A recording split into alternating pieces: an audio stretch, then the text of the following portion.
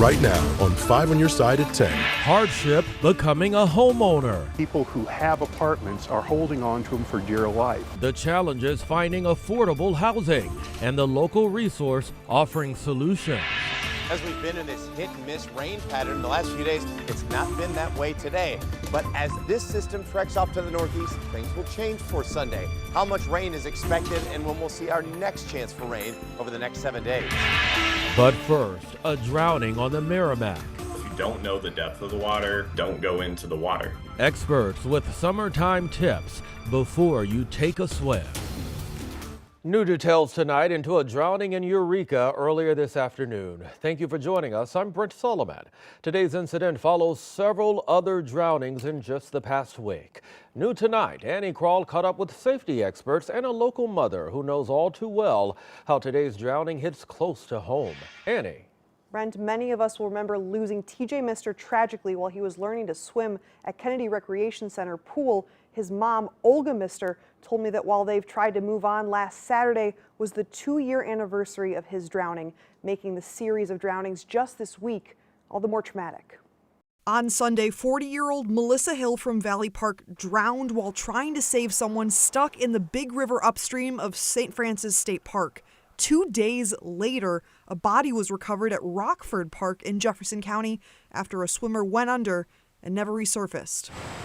It was 33-year-old Guadalupe Lopez from Madison, Illinois. Heartbreaking stories, especially to Olga Mister, whose 6-year-old son, TJ Mister, drowned 2 years ago at a St. Louis County summer camp. I wish it could stop. I wish we could be more aware. But it didn't stop, happening again Saturday afternoon. Missouri State Highway Patrol said 48-year-old Brian Wilson from High Ridge drowned around 1 o'clock after trying to save a woman who was struggling to swim in the Merrimack River downstream of Highway 109. Continued traumas Olga says her family has tried to work through. We did that all together, which was helpful. You know, our therapy is really helpful, yeah. Also trying to help across the bi-state is Gateway Region YMCA, saying the YMCA provides more than 20,000 swim lessons to children each year. But District Vice President Matt Thompson emphasizes it's not just kids who need tips on water safety. Have a Coast Guard approved life jacket on so that you are able to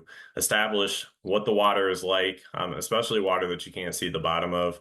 That creates a very dangerous situation. And in aftermath, Olga still has to grapple with, thinking about how TJ would have been 8.5 and what his life would be like now. I ask myself that every day.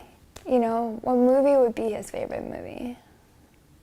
He would have the brightest future. He could have been the next president. You never know. He could have changed the world, but that life was taken from him. The Every Child a Swimmer Scholarship is a grant program at Goldfish Swim School that the Misters have fundraised for in TJ's honor, giving 6 months of free swim lessons in our area to children in financial need, ranging in age from 4 months to 12.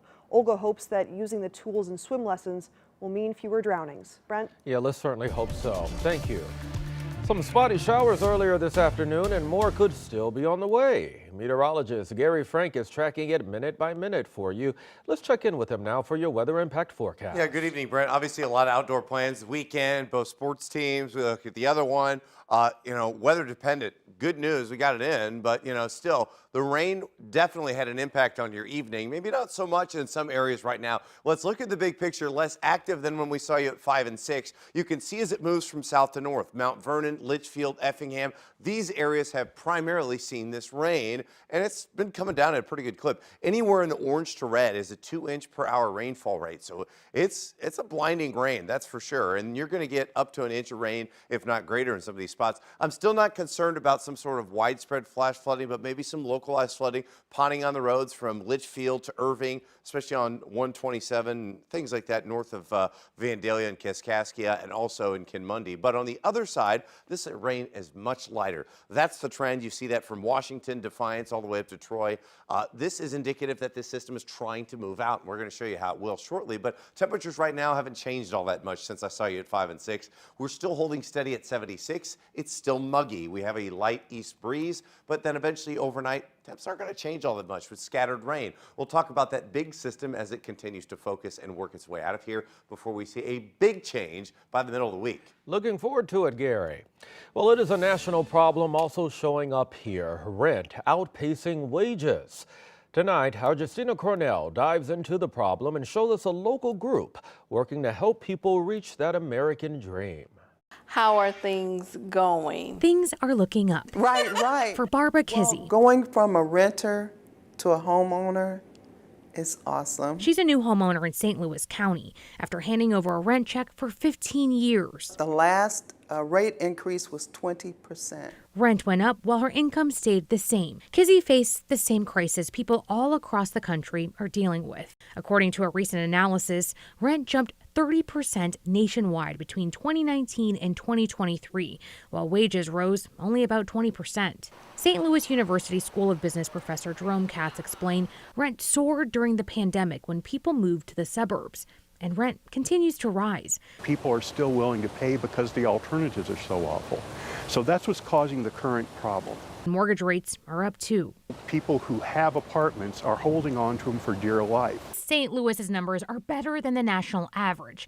Comparing renting and buying in the St. Louis area, a typical month rent is about $1,350, and a typical monthly mortgage payment is short of $1,700.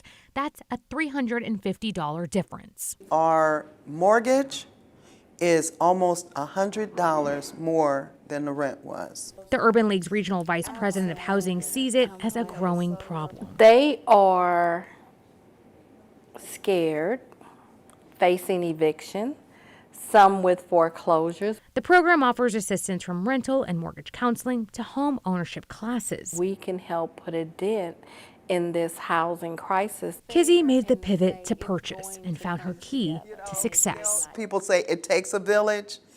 We found the village. Justina Cornell, 5 on your side. A Zillow analysis shows rent has also gone up, partly due to a strong demand from millennials and Gen Z adults who have been squeezed out of the housing market.